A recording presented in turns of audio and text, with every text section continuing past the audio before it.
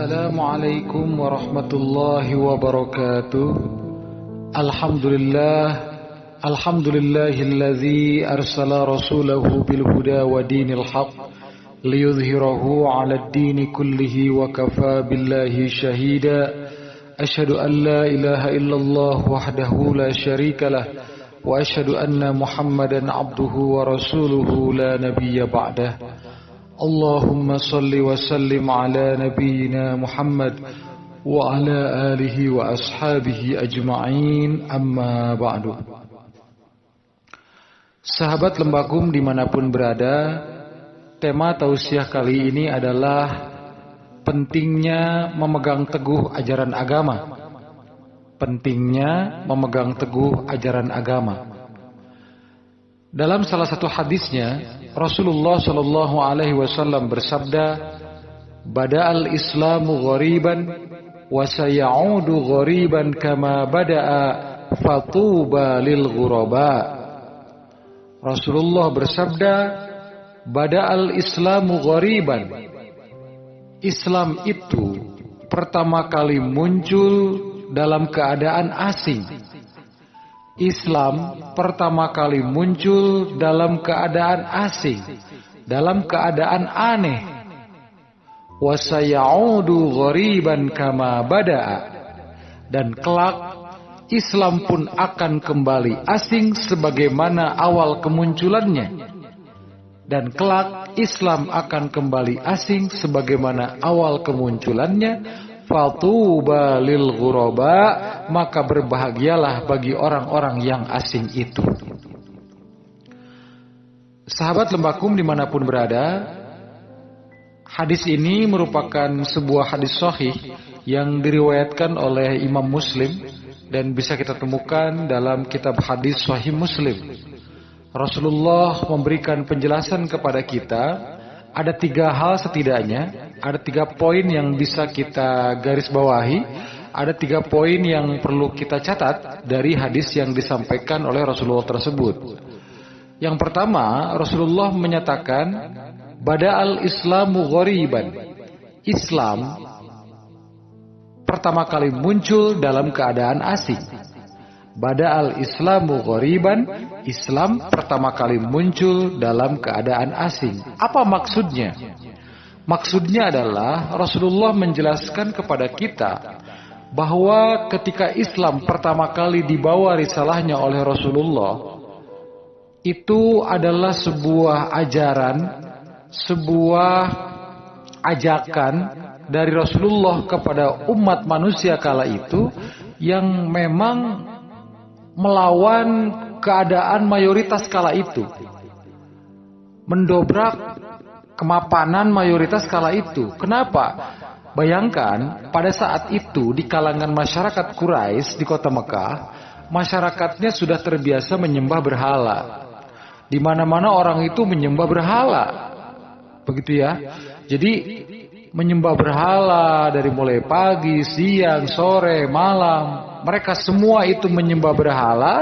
Tiba-tiba ada orang, yaitu Rasulullah, yang mengajak untuk menyembah hanya kepada Allah Subhanahu wa Ta'ala saja. Tiba-tiba ada orang yang mengajak mereka, yang mengajak masyarakat kota Quraisy ini, masyarakat Quraisy di kota Mekah ini, hanya untuk menyembah Allah Subhanahu wa Ta'ala. Padahal mereka kala itu sedang dominan, ya, masyarakatnya dengan penyembahan terhadap berhala-berhala. Ada Latta, ada Uzza, dan lain sebagainya. Itu adalah sesembahan-sesembahan mereka, masyarakat Quraisy di kota Mekah kala itu. Di mana-mana orang menyembah berhala. Tiba-tiba ada orang, ya, mengajak masyarakat Quraisy di kota Mekah untuk menyembah hanya kepada Allah Subhanahu wa Ta'ala, untuk menyembah sesuatu yang tidak nampak, sesuatu yang tidak terlihat, begitu.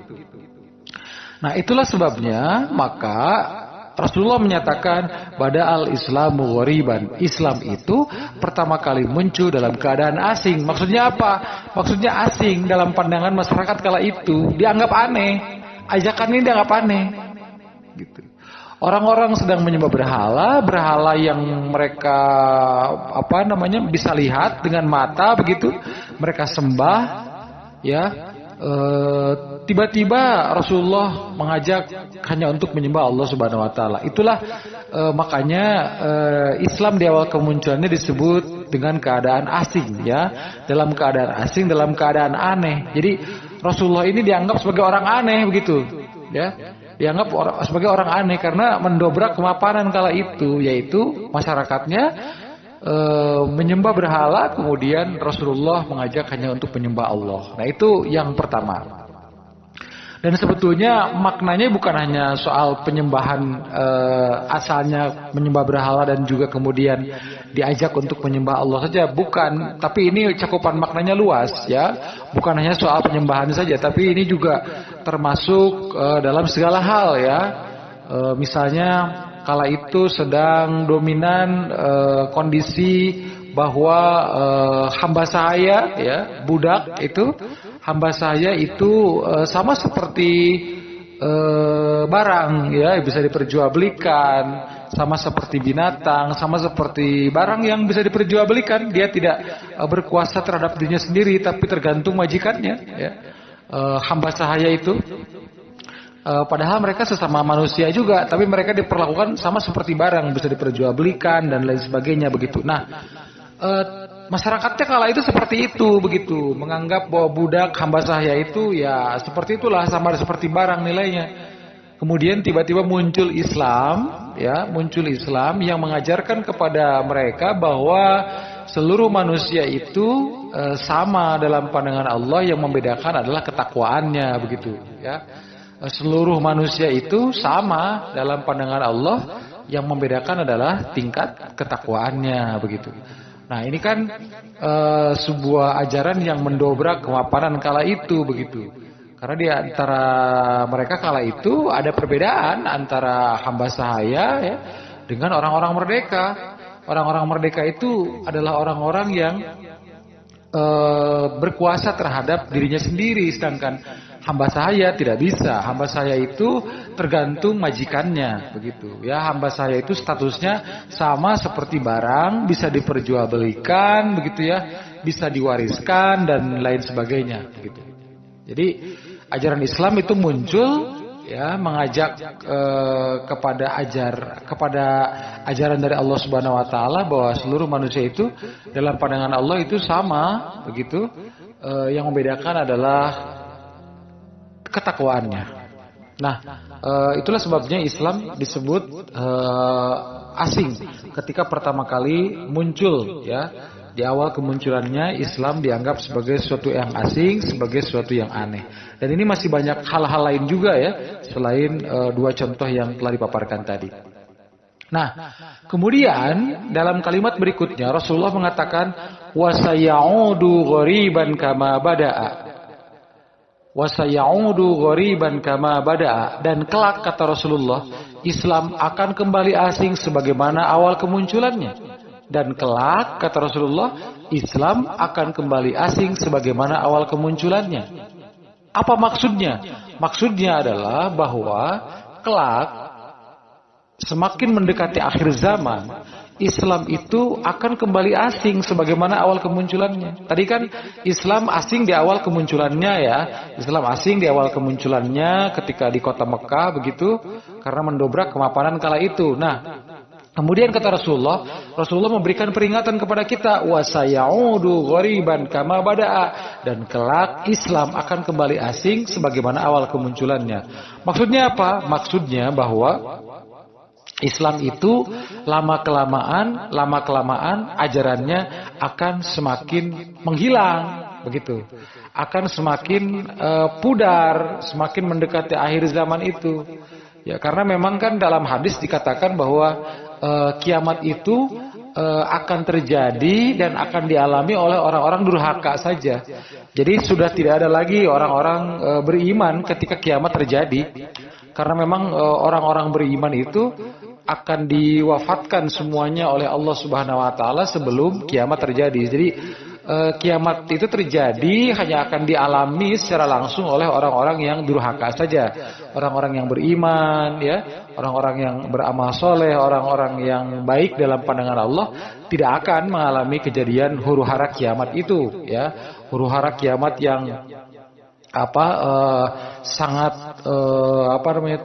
sangat luar biasa itu kejadiannya, sebagaimana digambarkan dalam Al-Quran, dalam berbagai hadis Nabi, begitu ya, situasi yang sangat menegangkan dan lain sebagainya, itu semua hanya akan dialami oleh orang-orang durhaka saja. Orang-orang beriman tidak akan mengalaminya, karena memang orang-orang beriman itu akan diwafatkan oleh Allah seluruhnya sebelum terjadinya kiamat kubro itu, sebelum terjadinya kiamat yang besar itu. Nah, itulah maksud hadis sabda Rasulullah, wa sayaudu ghoriban kama bada'a, dan kelak kata Rasulullah, Islam akan kembali asing sebagaimana awal kemunculannya. Kenapa? Karena semakin hari semakin mendekati akhir zaman, orang-orang yang memegang teguh ajaran Islam itu menjadi sangat sedikit. Kenapa? Karena godaannya akan semakin banyak. Orang untuk memegang ajaran Islam ini sangat tidak mudah, begitu ya. Akan banyak godaannya, bahkan diibaratkan seperti memegang bara api, begitu ya. Jadi orang yang memegang teguh ajaran Islam itu semakin mendekati akhir zaman akan semakin banyak tantangannya, semakin banyak rintangannya. Ibarat seseorang yang memegang bara api, begitu. Jadi sangat berat, begitu ya, yang harus dihadapi ketika seseorang istiqomah memegang teguh ajaran agamanya, begitu. Nah, inilah yang dimaksud dengan hadis Rasul tersebut, wa sayaudu ghoriban kama bada'a, dan kelak Islam akan kembali asing sebagaimana awal kemunculannya, begitu. Nah, ini juga merupakan peringatan bagi kita ya, bahwa memang kita itu jangan aneh kalau dalam kehidupan yang kita jalani, ketika kita menjalankan ajaran agama, kemudian ternyata di sekitar kita lebih banyak yang tidak sama dengan kita, begitu. Jadi kalau ada satu lingkungan masyarakat, misalnya kita ingin konsisten, ingin istiqomah menjalankan ajaran agama, begitu, dan ternyata di masyarakat di sekitar kita ternyata justru banyak yang berbeda dengan kita, justru semakin mereka itu jauh dari ajaran Islam, begitu ya. Nah, itu jangan aneh, karena memang itu sudah diinformasikan, sudah disyaratkan oleh Rasulullah SAW, gitu.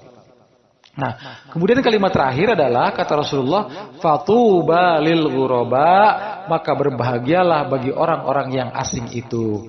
Fatuba lil ghuraba, maka berbahagialah bagi orang-orang yang asing itu. Nah, ini adalah sebuah kabar gembira, yaitu bagi orang-orang yang istiqomah memegang teguh ajaran agama, memegang teguh ajaran Islam, maka kata Rasulullah, fatuba, maka berbahagialah lil ghuraba, bagi orang-orang yang asing itu.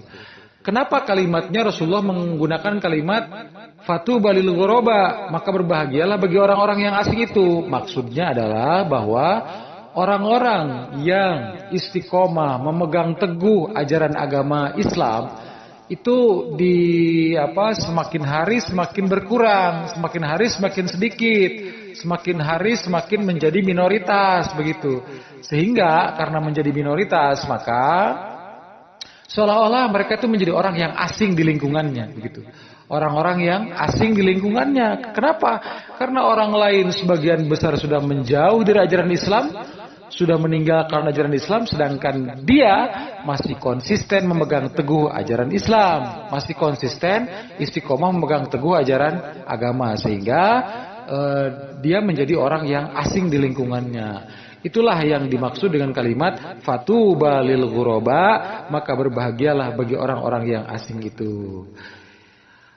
Sahabat-sahabat Lembakum dimanapun berada, inilah tausiah singkat tentang pentingnya memegang teguh ajaran agama. Mudah-mudahan kita semua bisa mendapatkan keberkahan dari apa yang telah dipaparkan, dan kita bisa istiqomah dalam memegang teguh ajaran agama kita, dan kita bisa senantiasa meningkatkan kuantitas ibadah kita, kualitas ibadah kita menjadi ibadah yang jauh lebih baik dari sebelumnya. Mudah-mudahan kita diberikan kekuatan oleh Allah Subhanahu wa taala untuk mendapatkan itu semua, karena memang tanpa bimbingan Allah, tanpa petunjuk dari Allah, tanpa hidayah dari Allah, itu semua sangat berat dan sangat sulit untuk kita dapatkan. Terima kasih. Wabillahi taufiq wal hidayah. Wassalamualaikum warahmatullahi wabarakatuh.